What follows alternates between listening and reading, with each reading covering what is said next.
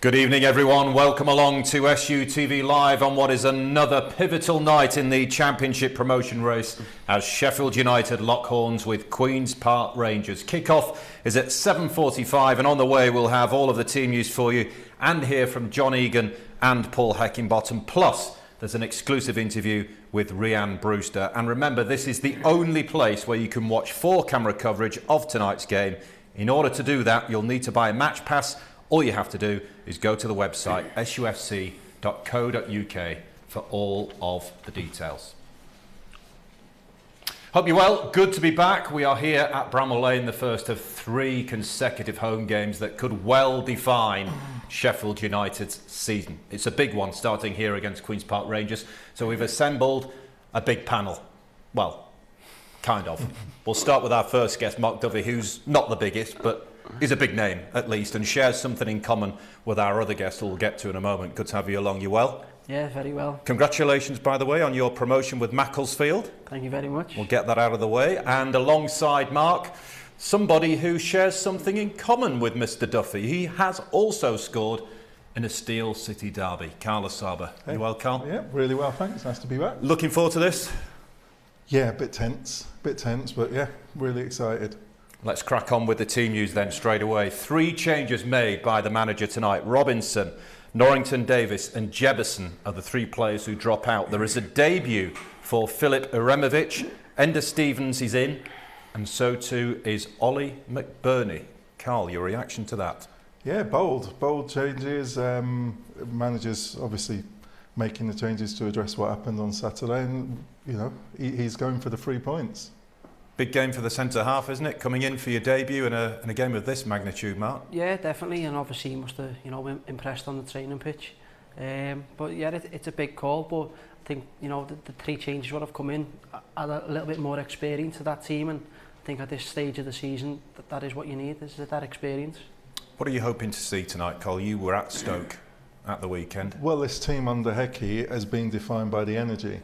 You know, the pressing, the teamwork, the actual getting at other teams, and without that, giving other teams a chance. I feel if we match any team with energy, our skills and our technique comes through. But on Saturday we were flat, really unlike us under Hecky, and I expect it won't happen at the Lane. The fans will give them the energy. Hecky will have got into them, and the players themselves will have been disappointed with their performance on Saturday.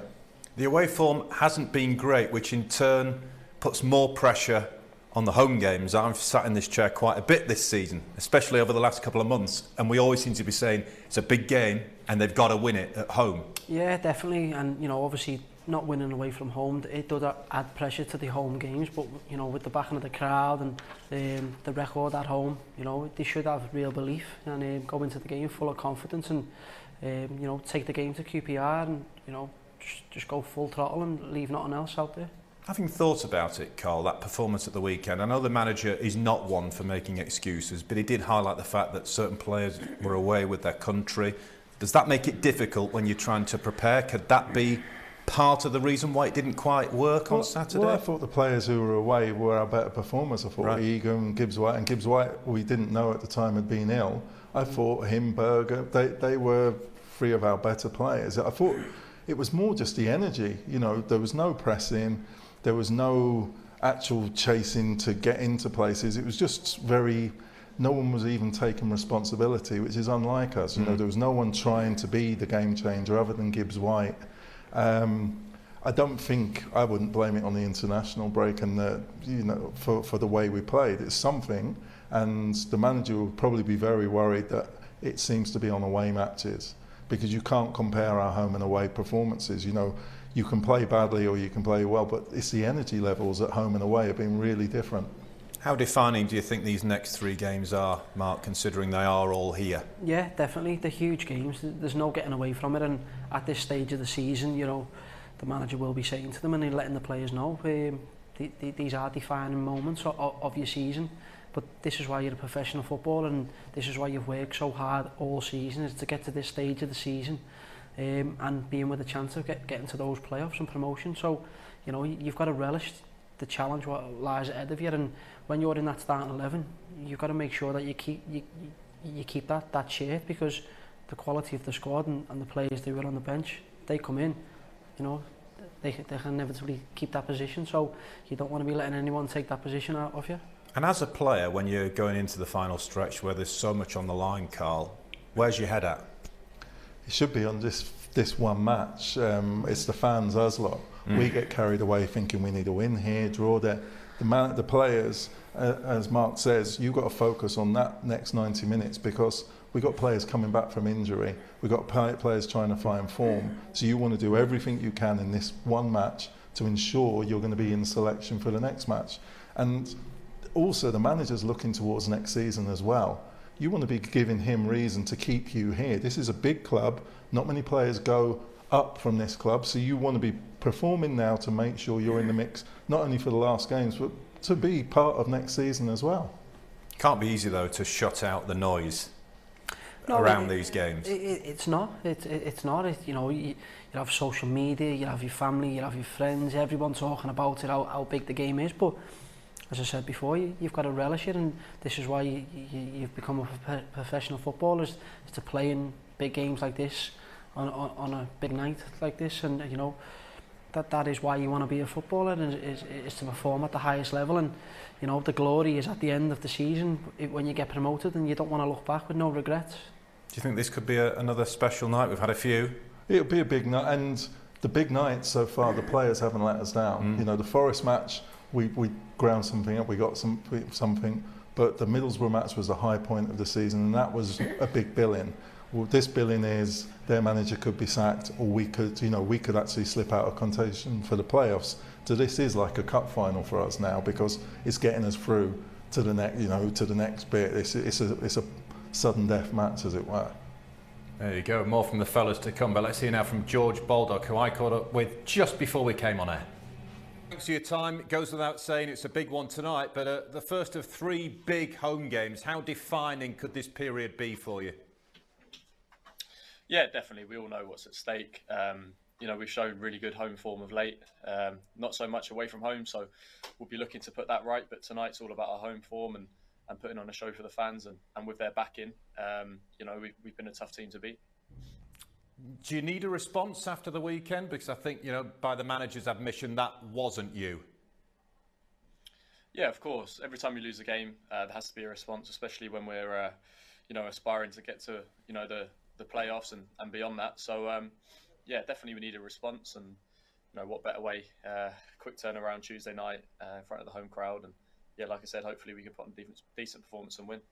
And what kind of a test would you expect Queen's Park Rangers to be? Another side of course, are trying to get back in the top 6. Yeah, I mean, their form's been a bit indifferent of late, but we all know the quality they have. They've got an experienced manager that will back his team to get a result tonight. So we need to be at it. They've got some decent individuals. So yeah, just make sure we take care of our game plan and match them for work rate, for effort, which yeah, we've done lately. So yeah, we know what to do. It's just about doing it now. How exciting is it to be a player at the business end of the season, final stretch, knowing there's still something to be achieved? Yeah, that's what you all play football for, you know, these kind of nights. Like I said, there's no bigger prize than the one we're aspiring to get to. So, you know, it's kind of games and the occasions that you thrive on and that you want as a kid growing up and being involved in high pressure moments. And yeah, these are the kind of games that get you excited. We've got Mark Duffy as part of our studio team tonight. Anything you'd like me to pass on? Congratulations are in order, I think. I think he won him another medal the other night, so well done, little man. Proud of you, mate. Little man, love it. George, thanks ever so much for your time. Good luck tonight. Cheers, thank you. Thank you. So a bit of a backhanded compliment for you there, Mark. Yeah. Little man. He's actually smaller than me. So is that the best he can come up with? And yeah, look at the size of him. Yeah, as I say, he is smaller than me, but you know, he's a fantastic player, and hopefully he performs well tonight. He did score a belter of a goal here early this season. I just wonder right whether off the shin. Off the shin, you say? I think so, yeah. So I'd be interested to know what he would say about this goal that you got at Hillsborough, which Carl Asaba has insisted that we showed you tonight, and I don't think any Blades fan I'm probably still would not want to see this. Because of a sub. What's he saying to you? Go on and score a good goal. No. Look, this is just one of the best things in football. You know, it is just as good as it gets. This is what you're in football for, isn't it? This is what you're in football for. You know, this goal could have been against QPR or anyone, but no, it's away at Hillsborough. My God. And usually I'd look to pass you, but I was still fuming. Look at that chop and chop. Yeah, I know. Perfection, my friend. Thank you. Can you explain that feeling? It's very hard to explain, but once I hit it, I thought to myself, oh, this has got a chance, this, of going in. But it was just like silence. And then as it hit the net, it just went, the noise just come on, and then that electric feeling that runs through your body. And I went to go right, and then I realised our fans was up there on the left, so I verged back round, and then, yeah, it was just unbelievable. And you're in club folklore. Well, every player that scores in a Sheffield derby etches their name in history, Carl, and you're in there as well. I spoke to him. I don't think, you know, he's still playing and he's still dealing with the now. Yeah. Once he's had time to settle and look back at his career, that's a huge goal in English football. You know, in local derbies, there's not many better goals, and the moment for it to happen, and with their fan, you know, it's just perfection. My God, I'm happy I scored. I'm delighted. 100th goal. Come on, brilliant. talk about yours. His moment in the spotlight. Talk about yours. We don't do my goals on here. We should do. But and that is a massive error. That goal is just iconic. You know, the way they're bound, and it's a brilliant goal. Chop, chop, then bang. Oh. Bravo, bravo, thank you. Carl Asaba is drooling. Come on, 30, you've got 30 seconds. 30 seconds just to recall yours. Come on, it's only fair. We haven't got the footage. I headed it, and then for 29 seconds it slowly bounced across the line. That's it. They all count, mate. They all count. Good feeling though for you? Oh, brilliant! Just incredible. I was only at the Blades for a short time, and it was like, wow, all my Christmases have come straight away. So just. Yeah, how different is it scoring in a Sheffield derby compared to just scoring a normal goal in an ordinary fixture? Well, look, I said I scored in front of 70,000 at Wembley against Man City. That was big, but the one at Hillsborough was just insane, you know, and it's lived with me. I'm still living off it, you know. It's just the best, and I'm really excited for Mark for when he finishes and he gets to look back at it with his family, and he'll understand what a massive moment it is. Cheers, mate. Thank you. Appreciate that. But yeah, it will be. It's something I'll look back on with, you know, fond memories, and as I said, it'll live with me forever. And wherever I go, everyone always mentions the goal, and the whole day was just an unbelievable occasion. We were talking earlier on outside, and some fella walked past and said, "It's the Bounce Slayer." Yeah, that's it. People don't know my name; they just call me the Bounce Slayer, and that's it. So we've walked through town centres and whatever, and people shout it, and my missus would be like, "Oh, someone's shouting you over there," but it's just unbelievable. No, it's great, and it's great that you're here with us tonight. Back to the here and now, though. Sorry to be boring. We could reminisce about the goal all night. I'm pretty sure Carl could. Just a reminder of the team: 3 changes for Sheffield United. There is a debut for Filip Aremovic. Really looking forward to seeing what this fella is all about. He's obviously been brought in because they feel he can do a job. Always difficult, I would think, coming into a new team, but a new team that is scrapping right at the top of the Championship table. He's got to hit the ground running, hasn't he? Yeah, it's a tough. We saw what happened with Good. It's a lot of pressure. Hopefully, he can hold his head a lot better than Charlie Good did, because he went crazy and levelled the whole place. But it is a big occasion. He's played in big matches. The manager, obviously, you know, he's made this decision based on his performances in training, so he's confident he can do it. Of course, I'm excited for McBurney. The fans are desperate. The frustration with McBurney is the fans just want him to score. If he gets the goal, they'll be screaming his name all night long, because the fans, you know, they know he's up for the fight. He's one of the boys. The boys love him to pieces. So I hope someone shoots from 40 yards and it hits him in the eye, and, you know, go like the ref goes down, but the ball goes in the net. That's what I want. It's a good point you make, though, about Ollie McBurney, because, you know, as a former striker yourself, you'll have had lean spells. No. How difficult is that? It's really hard, but I've said that McBurney doesn't seem to be a player who's living for goals, whereas I needed to score to justify my position. If I went 3 games without, I was having a panic. You know, I've said many times when I had a lean spell, my mum called me Carl Sahara, you know, a savage. I don't think McBurney is under that pressure because he brings more to the team. His teammates think the world of him because he does a job for them. It's just, there's a big transfer fee paid, he scored freely at other clubs, but in this team he's more of a possession player, but we need goals now from him. With Billy out, we really need goals, and he's our most senior striker available. And I think that was everybody's fear, wasn't it? If Billy picked something up, and he has done, where would the goals come from? That's it. Obviously with McBurney, his whole round game is really good, but unfortunately for him, you know, strikers are mainly judged on goals. But you know, as you said, with Billy missing out now through injury, it is on him to score the goals. Obviously we've got Jebo.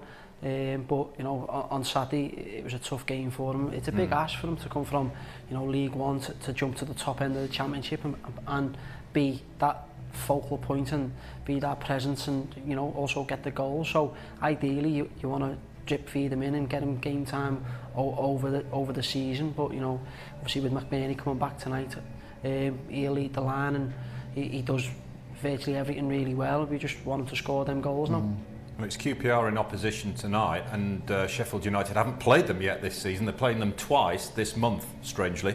Their form has been very patchy of late, and they're not the only team at the top end of the table who've hit the skids a little bit. But as Carl mentioned earlier on, there are reports that Mark Warburton is fighting to save his job, which surprises me because all season long everyone's been talking about the job he's done there and how he's managed to progress the club. But if reports are to be believed, his job could well be on the line. I don't know what you've seen of Queen's Park Rangers, either of you, this season, where you see the threat coming from. Have you managed to sneak a peek? I've heard Ilias Chair is a fabulous player. He's back in the team tonight. Yeah. But the results and all the press build up about the manager will be adding pressure to them, you know, and to come into this atmosphere which is going to be very hostile, that our fans are going to be, because they know how important it is for our boys to start well.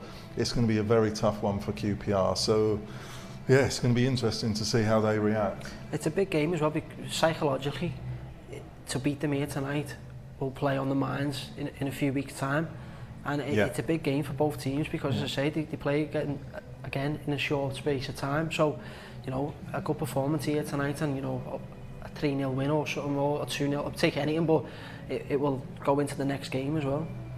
I mean, they were battling for a place in the top two not that long ago, and as I mentioned there, they're not the only ones who've had a bit of a wobble, Sheffield United included. Are nerves playing a part here? Is that what we're seeing? I think that just shows the strength of the Championship, though, and the teams fighting at the bottom for their lives, and you know, on any given day anyone can beat anybody in the Championship. So it's just, you know, sticking to your game plan and making sure that you get to do your business when asked. And also, what have they had injury? Because the fact that we've managed to keep progressing and endure our injuries, you know, it's brilliant what the manager's done. You know, it's not that he's had his first team to pick from week in, week out, and we're progressing. He's dealing with major injury blows, training pitch blows, and we're losing players, and we're still going forward. So we've got to not lose sight of where we've come from. It's really, like, Saturday was depressing for us all, but it's still, we've from the time that Hecky's taken over, we've gone forward. So it's just so we can get the win tonight and get back on track. Well, certainly at least a point would put Sheffield United back in the top six. I think we can have a sneaky look at the table, and this is how things stand at the moment. Sheffield United in 8th and Queen's Park Rangers directly below, 2 points behind. Sheffield United do have a game in hand on Blackburn, who I saw on Saturday fight back. Actually got denied a victory at Coventry late on, so they're on the slide as well. And the next 7 games, 5 of them are here at Bramall Lane, and that is massive, isn't it, Carl? Yeah, they're all winnable. You know, we've got Bournemouth, who we lost. I was there, and we were wonderful away at Bournemouth. And you just know, for me, if this team performs with their energy, we can beat anyone. So I'm really optimistic, but nervous. Right, let's hope the Blades then can bounce back from Saturday's defeat at Stoke. Final 8 games of the season. We're at the business end now. Looking for John Egan there. Might break here for Gibbs White. Brown here gets the shot away. High and wide, put in by Jagielka, decent ball over the top, and Gibbs-White's onside here for United. Morgan Gibbs-White, still Morgan Gibbs-White. Did everything right until the finish. And there's a counter on here for Stoke City, options right and left. Brown here down the right-hand side. Brown, it was a tight angle. Promising attack this for United. Baldock, still, and still. Gibbs-White with a snapshot. Well, there is the half-time whistle. It's not been a classic. Norrington Davis with a low cross, looking for Jefferson. It could have fallen for Berger, might fall for Baldock. Great challenge. Fleck. Shot by Norwood, straight at the goalkeeper. Here's Romain Sawyers. Sawyers, a cross goal. And Norrington Davis. Jefferson takes a touch. Jefferson might get another opportunity. Space here for Timon. Going to take on the strike. As always, rising. Campbell threads a nice looking ball into the area. Timon, it's took an unfortunate deflection. And it's gone in off John Egan. Out of absolutely nothing. Stoke City take the lead. Who's in the box? It goes low to the edge of the area. Osborne, Baldock, and Berger with a strike. Berger trying to work the opening. Berger takes aim, another block. Thompson to deliver. And that was a chance. Headed over. Robinson hurls it into the penalty area. Might come down for Njai. Leaves it for Osborne. Flecking for Baldock. Baldock in a great position. Baldock fizzes it. Disappointing result then for the Blades on Saturday, but afterwards Paul Heckingbottom gave a typically honest assessment. The performance, we weren't good enough. We had moments, and I thought when we did pass the ball we did cut through them, but then I think for the whole game we didn't have enough quality in the final third. You could see that whether it was the final pass, the final touch. We didn't have enough quality, and probably if ever a game was going to fizzle out to a 0-0, it was that one. So the disappointing thing is when we do play like that, we want to make sure we get the point. Can you put your finger on why it was so lacklustre? There was a lethargy about the team. Yeah, that's how it appeared. That's what we're speaking about in there. We looked like a team who we just got back together tomorrow morning. That's what we looked like, and yeah, it's frustrating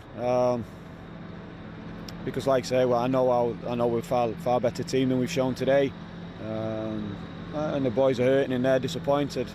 But as it is in the Championship, 3 days, we've got another game and another important one, so we have to make sure we're ready for that. I suppose it's perhaps because the narrative was, look, 8 games to go, most of the team, or a significant chunk of the team, had a break, and you're thinking, right, up and at them, and for both teams really, it just never appeared like that. No, it was, it wasn't a good game. Like I say, I've just looked at some of the stats and things, and although we might have had more of the ball, pretty even in terms of efforts and not many on target, and like I say, the winning goal was a deflected own goal, and that was the story of the game. It wasn't a end-to-end exhilarating game. We had moments where we'd break on them, we had moments where we opened them up, but today we didn't have the quality and the killer instinct in the final third. In isolation, because obviously the home form's been terrific, how concerned are you about the away form?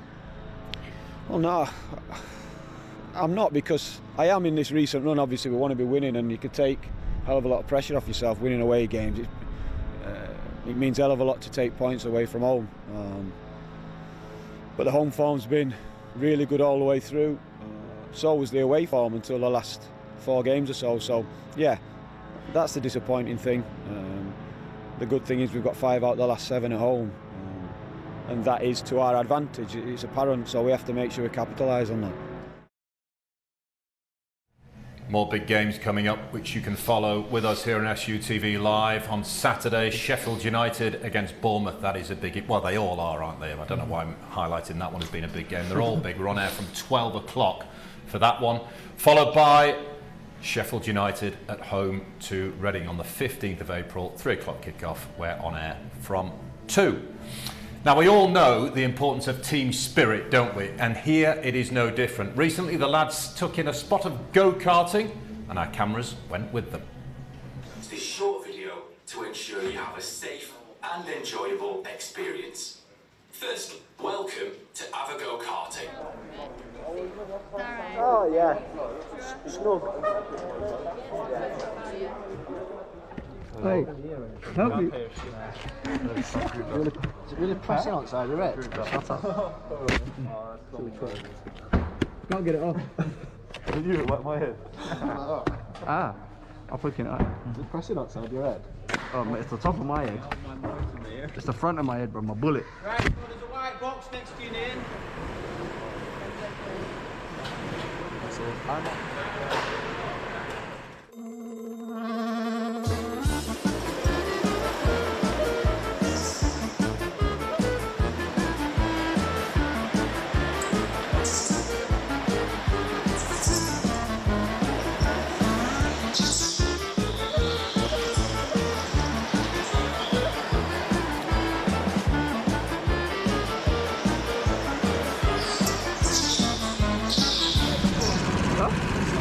Someone took me out early.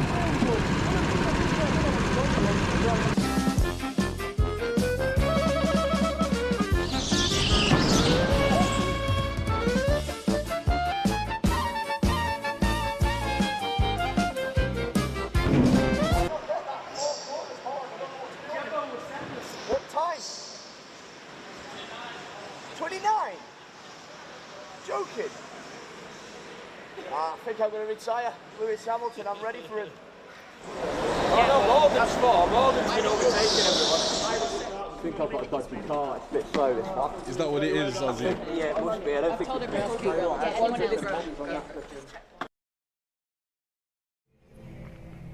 See, even at the go-karting, the competitive streak is still there. Was that Billy Sharp moaning about what his lap time was, and who was complaining about the car? Was it Ben Osborne? No idea. No idea. You into your go-karting car? I love it. You know, I love it. Yeah, very much so. Yeah, brilliant. I had charity event with Kozlok and George Santos and everyone. Cozzy cut gloves off George Santos, put his finger in, his fingers have come through the top. Yeah. You a go-karting I've been fan? a couple of times, yeah. It's a good day out. Good fun. I'm going there tomorrow. I'm not just saying that because we've shown a VT on it. I am Very actually nice. going with my 15-year-old son tomorrow because the kids are off. Anyway, back to the here and now. Team news for tonight. Let's have a look at Queen's Park Rangers, shall we? 5 changes made by Mark Warburton. Dunn, Hendrick, Adoma, Chair and Gray are the players coming in. Familiar name in goal in Kieran Westwood. They've been hit really badly with goalkeeping injuries this season. Any threats that leap off the page there for you, Carl? Andre Gray, of course. Great. Well, it's Adoma. They're well household names. Yeah. You know, if they perform that, they've got a good level about them. And just excited to see Cher. Well, hopefully he has a stinker tonight. I built him up now. Yeah, I've heard a lot of good stuff about him. But it's a formidable team. We knew they were going to be good. Yeah. Strong side. Yeah, it's a strong team. Like any team in the Championship, though, they're all strong sides. It's, you know, we just got to concentrate on our own performance really, and I think if we go out there and perform at our level, intensity, teams struggle to live with us. So it's all about us really. So look at the Blades team as well. Remind you of that. 3 changes. Ender Stevens coming back into the starting lineup. Yeah, he just adds that experience and that know-how of getting the job done. Really, he's been there and done it before, and I think he has that little bit of extra quality as well in the final third, which was lacking obviously on Saturday and some of the games over the previous week. So I think he's a big add to the team. Bit of composure maybe. It's not a criticism of Norrington Davis, but Mark touched on the experience there, the big game know-how. It's a big pressure situation. This the pressure from the fans will transmit, and Stevens has been there and done it, and I think he'll be able to deal with it a lot better. And he's a proven player. You know, what he's done for our shirt is just incredible. Yeah, Gibbs White as well, obviously, will be looking towards him every time he gets the ball. And interestingly, the manager said he was being sick on Friday night, he was which still affected a his energy levels. for me on Saturday. He was taking it to them. He's just been a breath of fresh air all season. He's been wonderful to watch.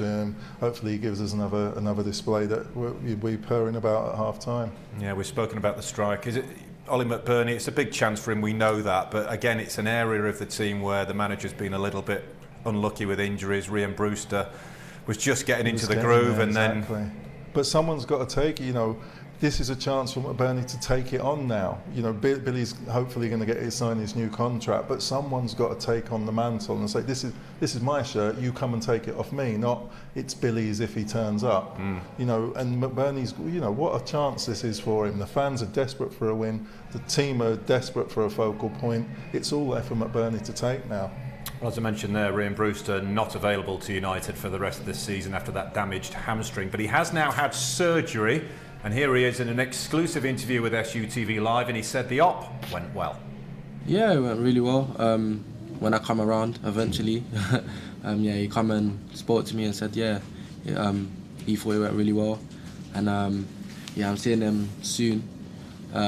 Again, obviously for the checkup to make sure everything's still running smooth. But yeah, yeah, it went really well. So where are you now in terms of your rehabilitation? Yeah, I'm back walking. Probably the last time you see me I was doing crutches, but yeah, back walking. I'm back stepping up in the gym, you know, doing some more leg stuff, trying to get the bulk back on my leg. But yeah, just step by step, stepping up in the gym. I'm very glad to see the back of the crutches. You're right, the last time we did see you, you were sort of ambling about a little bit, so it's good to get a bit of freedom back, I'd imagine. Oh yeah, 100%. They got thrown in the bin straight away. That and the brace. But no, yeah, it's good to be back walking and doing stuff myself. You know, when you're on crutches, you can't do anything yourself. You have to rely on other people. So it's good to, you know, be back walking, going to get myself a drink, going to get myself some food. But nah, yes, it's good to be walking again. I'd imagine these kind of situations are never nice for players, but you've got one or two others alongside you also rehabbing from long-term injuries. Are you all kind of spurring each other on at the moment? Yeah, of course, you know. I say Diz is like our dad. You got me and Bogues, and Diz is like the father figure in the rehab system kind of thing. But no, yeah, it's good to obviously have. Obviously, it's not good to have, but it's good to have, you know, people with you to, you know, when I'm having a bad day, they lift you up, and vice versa. Hopefully, I lift them up when they're having a bad day. And yeah, it's not good to be injured, and obviously, you know, we're probably out for a long period of time, and yeah, it's just like you say, good to have each other's back, and because by yourself it's a bit harder. You know, you got no one to be there with you and push you on. This, you know, sometimes you come in tired and angry, and you just want to go back to bed and go snuggle up and close your eyes and hope the next day that you're back and you're actually playing football. But no, it's good to have them there with me. It's never a good time to get injured, but at the time when you suffered the injury, you looked like you were really sort of hitting some forms. That must have been really frustrating for you. Yeah, of course, you know, you start to hit form and boom, it happens. But, you know, you got the right people next to you, the right people behind you, and, you know, hopefully, again, when I come back, I can carry on the same type of form, that maybe even better, that I was in before I got injured. Are you a good watcher? Have you seen any of the Blades in recent weeks? I'm not a good watcher. I am not a good watcher because I want to play, but of course I've been watching the boys, and it's hard watching the boys and knowing that you could have been out there trying to help, you know, when you see some results, maybe 0-0 or 1-1, or, you know, maybe we lose and stuff like that. You just, I wish I could be there to help. Wish I could be there to maybe get an assist or score a goal. But of course I've been up a lot. I've been jumping up a lot. Yeah, a lot. Just watching it. But yeah, it's, you know, the boys, you know, they've got tough games coming up, but I have faith in them 100%. I'm fully behind them. What is it? 12th, 13th man. That's definitely me. You know, cheering them on. But yeah, it's hard. It's very hard to watch. Well, good to see Ryan Brewster is on the comeback trail. How Sheffield United could do with him being part of the squad. But what really struck me about that interview is he's such a confident young man. Really eloquent, really positive in his outlook. Great to see. Oh, he's brilliant. He seems to be a great lad around the club. His ethic on the pitch. You know, I was really vocal and critical of how the previous manager dealt with him. I thought he mismanaged him, and some of the stuff that was done to him was mentally horrible. You know, myself, I'm watching Ryan score, following matches, then played in midfield. He was never allowed to be played to his strengths, but he dealt with it brilliantly. Ryan, he scored against I think it was here in the cup. Yep. The next match he was played right midfield. He did not stop running. 90th minute he's tracking back in right midfield, where other strikers would have thought, well, I'm a striker, I'm not doing, but he works for the team. It's just, and the form he was in when he got injured, he was really exciting. Heck, he was utilising him, Jack was helping him, and it's a real shame, but I hope he gets back stronger and fitter and we see the best of him next season. Yeah, hear to that. You'll have had your fair amount of injuries in your time. How hard is it when you're out of the team and you can't affect it? Yeah, it is very tough. Mentally, it's very tough, you know, especially if you've got, you know, a longest term injury like Rian has. But, you know, you've got to have good people around you. He talked about Didsy there. He'll be a brilliant person to have around. He'll give him a little bit of advice and what he should do. We were just talking off air then about, you know, pushing yourself. And there's times when you need to be pulled back a little bit and just relax, because he'll be desperate to get back and get involved. But it's all about, you know, getting the timings right and coming back stronger, because inevitably when he comes back, we want him to, you know, be the main striker at the club, really.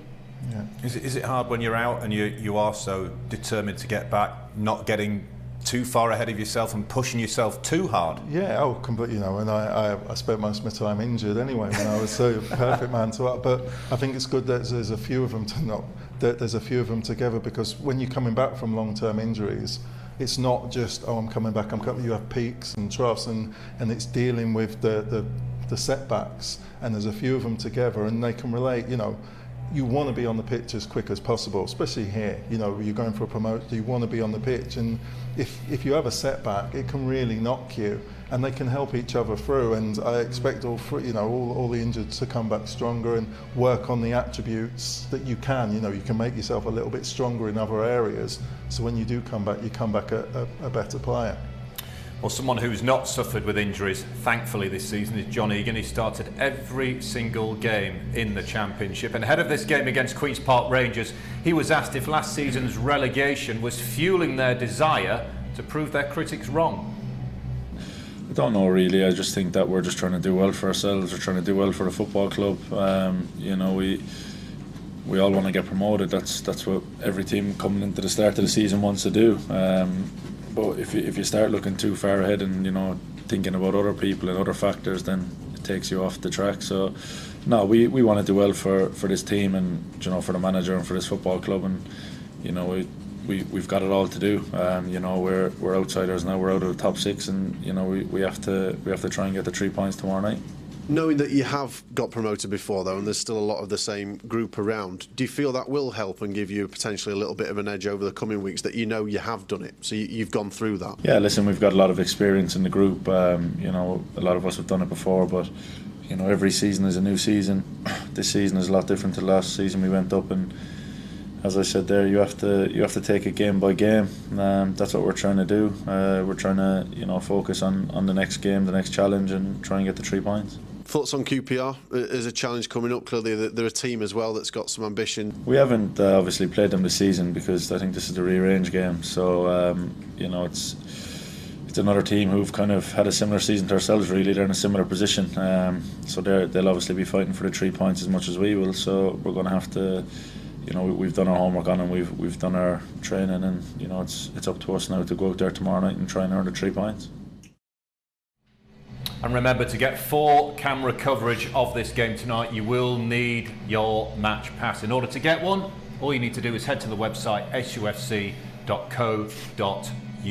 for all of the details. As you can see, the atmosphere cranking up here at Bramall Lane. Kick-off only a few minutes away. So let's hear from the Sheffield United manager, Paul Heckingbottom, who knows the value now of going on a good run. Fact.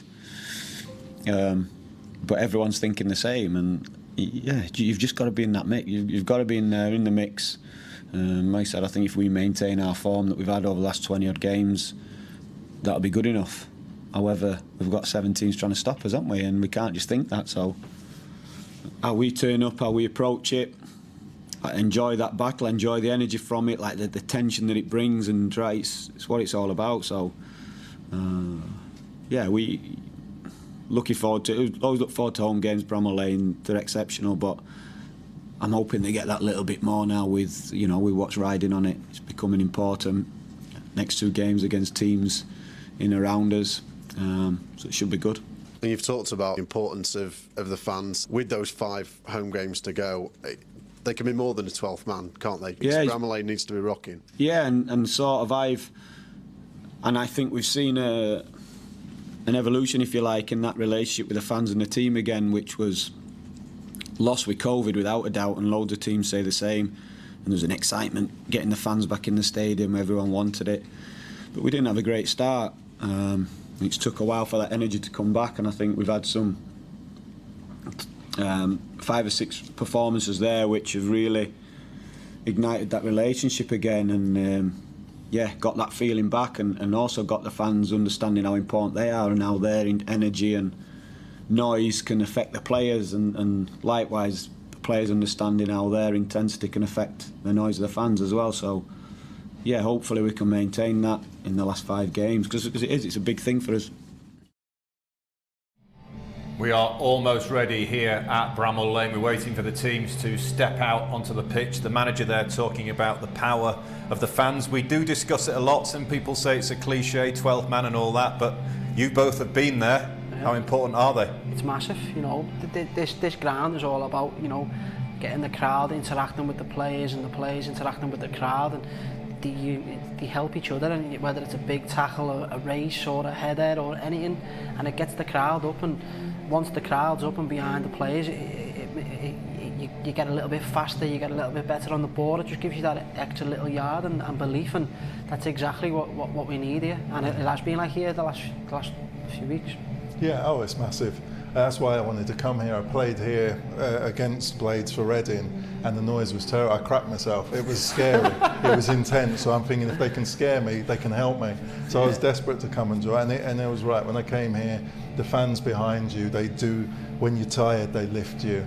They make you try and work that bit harder. And it's massive. And I do think the Blades suffered more than most during COVID because the fans are that important. So, you know, they're desperate. The fans are desperate for us to do well, and they'll be cheering the boys on. And I hope the boys pay it back to them with a performance. How you start is crucial, isn't it? Setting the tone for the rest of the game. Do not let the opposition get a leg up, get on top. That's it, and especially at home, we used to make a big deal of it, going out full pressing teams and getting after them, because and if they play round you quickly, well then, you know, sometimes you hold your hands up and go, that's a bit of quality, but more often than not, they'll give the ball back, or someone will make a mistake. It might be the first man who gets it, it might be the second man who presses and gets it, so just go out and press the life out of them. Toughest question of the night, quickly, prediction.